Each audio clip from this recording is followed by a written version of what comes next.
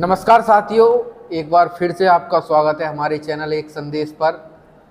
मैं राहुल लोधी इस समय उपस्थित हूँ त्रिवेणी दत्त ब्रह्मचारी सरस्वती विद्या मंदिर इंटर कॉलेज डिवाई में। और आपको जानकारी होगी और पता भी होगा कि उत्तर प्रदेश बोर्ड का रिजल्ट जारी हुआ था पिछले 3 दिन पूर्व। और हमने देखा कि उत्तर प्रदेश टॉपर से लेकर जिला टॉपर्स ने अपने अपने परचम लहराए और ज़्यादातर छात्राओं ने अपने परचम लहराए।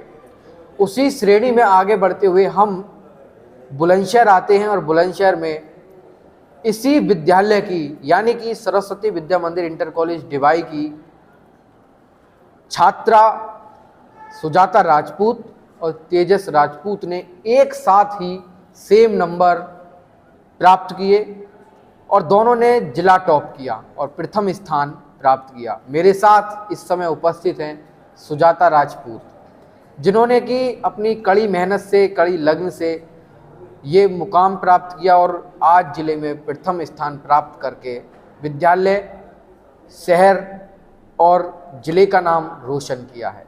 तो मेरे साथ सुजाता राजपूत हैं। सुजाता जी, पहले तो ये बताइए कि आपने किस प्रकार से अपनी प्रिपरेशन की थी इंटरमीडिएट परीक्षाओं के लिए? प्रिपरेशन जो टीचर्स स्कूल में कराते थे वो घर जाके रिवीजन करना, उसे पढ़ना और जो याद किया उसका टाइम टाइम पर रिवीजन करना चाहिए। इससे क्या रहता है, जो हम पीछे याद किए हुए हैं वो भूलते नहीं हैं, तो वो अच्छा रहता है। और एक्स्ट्रा क्लासेस भी चलाई गई थी स्कूल में और प्रीवियस ईयर के पेपर्स और मॉक पेपर्स सॉल्व करने चाहिए बोर्ड से पहले, तो ये ठीक है। अच्छा, ये बताइए, जैसे नोट्स जो होते हैं, नोट्स बनाए थे आपने कि ये सब्जेक्ट मुझे कंप्लीट करना है, या फिर किस प्रकार से तैयारी की थी आपने? नोट्स बनाकर की थी या जो टीचर्स होमवर्क देते हैं वो लिखाई करते हैं, या टीचर्स के नोट्स से, या सेल्फ नोट्स भी थे?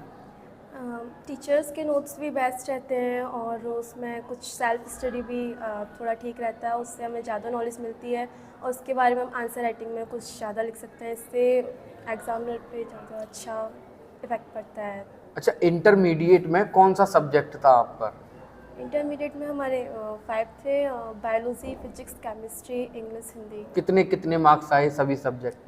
इंग्लिश और हिंदी में 96 और फिजिक्स में 93 और केमिस्ट्री और बायोलॉजी में 97 आए थे। अच्छा, बायोलॉजी में कितने आए थे? 97। 97। तो अब बात आती है कि विद्या मंदिर में आप पढ़ी हैं, तो विद्या मंदिर का माहौल क्या होता है? लड़कियों को लेकर विशेषता क्या माहौल रहता है हमारे विद्या मंदिर में? हमारे विद्या मंदिर का माहौल अच्छा है और लड़कियों को लेकर भी अच्छा है। कोई अंदर नहीं होता है, गर्ल्स और बॉयज़ में मतलब अच्छे से स्टडी कराई जाती है और विद्या मंदिर में संस्कार भी बहुत दिए जाते हैं। सुबह वंदना होती है, सांस्कृतिक कार्यक्रम वगैरह भी होते हैं। और हमारे विद्यालय में एक कठिनाई भी है कि इसमें वाहन नहीं है कोई। जो स्टूडेंट होते हैं बहुत दूर दूर से गांव से आते हैं और साइकिल से आते हैं। उसका केवल एक ही रीज़न है कि बहुत अच्छी शिक्षा दी जाती है इस स्कूल में, तो बच्चे भी बहुत दूर दूर से आते हैं। अच्छा, आपको नहीं लगता जिस प्रकार से विद्या मंदिर का परचम पूरे उत्तर प्रदेश में लहरा रहा है, उत्तर प्रदेश में आपका नवा स्थान है, तो क्या यहाँ पर वाहनों की सुविधा भी होनी चाहिए जिससे और छात्र यहाँ की जो शिक्षा है उसका लाभ ले सकें? हाँ, होनी चाहिए क्योंकि कुछ इतने भी दूर होते हैं कि वो नहीं आ पाते हैं। सुबह जल्दी भी हो जाता है, फिर इंटर में ऐसा भी होता है मॉर्निंग और इवनिंग में एक्स्ट्रा क्लासेस होती हैं, तो अगर वाहन हो तो ज़्यादा अच्छा रहेगा। बहुत दूर दूर के स्टूडेंट भी आकर स्टडी कर सकते हैं जो नहीं आ पाते हैं। अच्छा, हमने विद्या मंदिर की बहुत सारी विशेषताएं भी सुनी हैं कि यहाँ पर भोजन भी खाते हैं तो लोग एक साथ खाते हैं बैठकर, और मतलब वंदना वगैरह जो भी होती है, क्या क्या दिनचर्या रहती है यहाँ विद्या मंदिर की? और पूरे उत्तर प्रदेश में विद्या मंदिर हैं, आपका अनुभव क्या है विद्या मंदिर को लेकर कि यहाँ पर क्या क्या दिनचर्या रहती है पूरे दिन की? जैसे वंदना हो गई, ये पूरी बात बताइए, विद्या मंदिर के लिए भी अच्छा रहेगा। इसमें क्या होता है, हम जैसे मॉर्निंग में आते हैं तो उसके बाद में प्रेयर होती है, वंदना होती है, उसमें सांस्कृतिक कार्यक्रम भी होते हैं और जैसे जयंती वगैरह होती हैं वो भी मनाई जाती हैं अच्छे से। और जिनकी भी जयंती होती है उनके बारे में बहुत कुछ बताया जाता है जिससे हमें नॉलेज भी मिलती है, नई नई नॉलेज मिलती है। और यहाँ टीचर्स बहुत ज़्यादा अच्छा बताते हैं उनके बारे में। और उसके बाद में हमारा घंटे चलते हैं, फिर लंच होता है, उसमें साथ बैठकर भोजन किया जाता है और भोजन मंत्र पहले होता है। उसके बाद में वंदे मातरम होता है छुट्टी से पहले। बहुत अच्छा है। ये देखिए, एक राष्ट्रवाद की भावना जो होती है वो शुरू से ही बच्चे में डाल दी जाती है कि किस प्रकार से राष्ट्रवादी होना चाहिए। राष्ट्रवाद का अर्थ होता है कि ना तो कोई भेदभाव हो, संपूर्ण देश में एकता का भाव हो और राष्ट्रभक्ति यानी कि देश की भक्ति भी होनी चाहिए। उसी प्रकार से यहाँ पर राष्ट्रवाद को बढ़ावा दिया जाता है।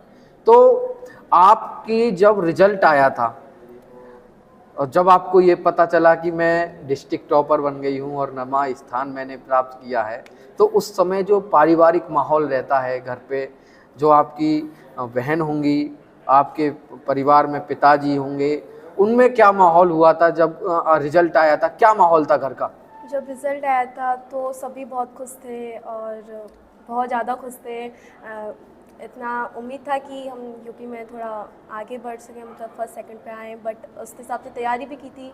ठीक है, 9वां स्थान आया है और अच्छी बात है मतलब। अच्छा, और एक और बात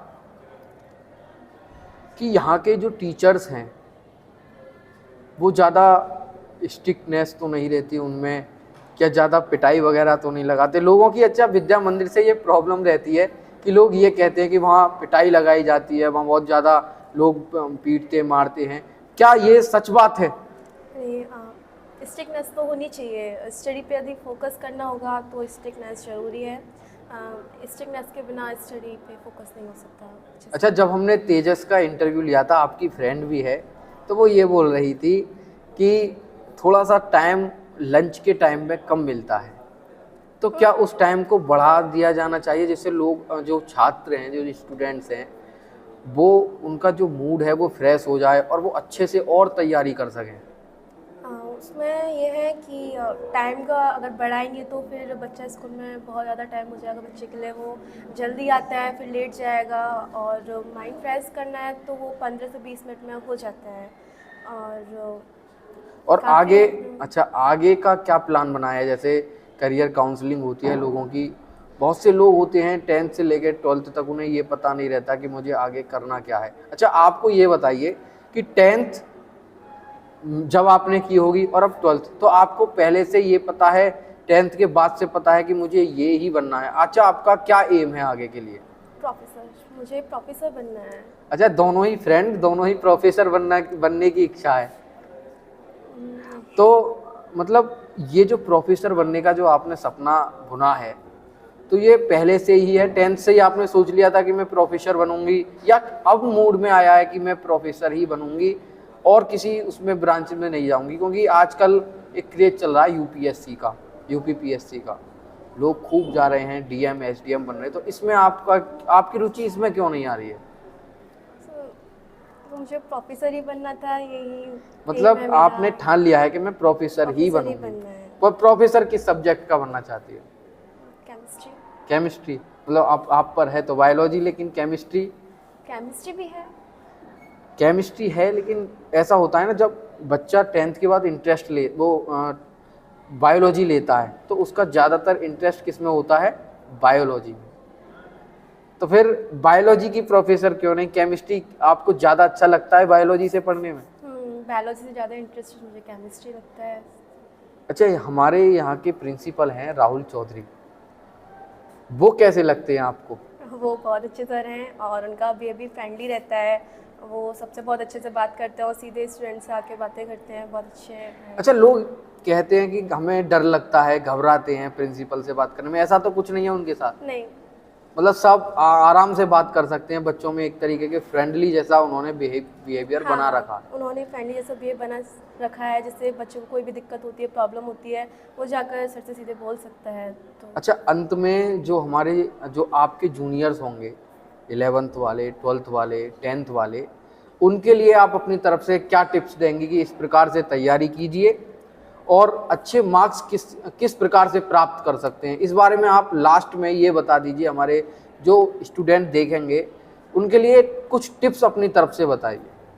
उनके लिए प्रिपरेशन का तो केवल एक ही टिप्स है कि जो टीचर्स करा रहे हैं उसे जाके तुरंत रिवीजन करना, उसे पढ़ना अच्छे से और थोड़ा टाइम देकर उसे ध्यान से पढ़ना ताकि वो याद हो जाए, और उसका टाइम टाइम पर रिवीजन करना ये बेस्ट रहता है स्टडी के लिए। और बोर्ड से पहले थोड़ा प्रीवियस पेपर सॉल्व करना चाहिए, इससे आइडिया रहता है कि पेपर कैसा आने वाला है। तो देखिए हमारे साथ उपस्थित थी सुजाता राजपूत, जिन्होंने कि बुलंदशहर ज़िले में प्रथम स्थान प्राप्त किया है और उत्तर प्रदेश में नवा स्थान प्राप्त किया है 41 साल बाद। ये हमारे डिवाई के लिए गौरव की बात है, पूरे बुलंदशहर के लिए गौरव की बात है। और अब बात आती है कि किस प्रकार से आपको तैयारी करनी चाहिए, तो सुजाता राजपूत ने आपको बता ही दिया है कि जितना भी आप पढ़ रहे हैं उसको दोबारा रिवाइज करते रहना चाहिए, जिससे कि हमारे माइंड में वो चीज़ बनी रहे। क्योंकि आपने देखा होगा कि असफलता ही सफलता की कुंजी है। यदि आप एक बार फेल हो जाते हैं तो कोई दिक्कत नहीं है, बार बार ट्राई करिए। इसी प्रकार से यदि आपको कोई चीज़ याद नहीं हो रही तो उसे बार बार रिवाइज करिए, जिससे वो आपको याद हो जाए और अच्छे मार्क्स लाने में सहयोग करे। तो इसी के साथ हमारे साथ जुड़े रहिए, हमारे चैनल के साथ जुड़े रहिए।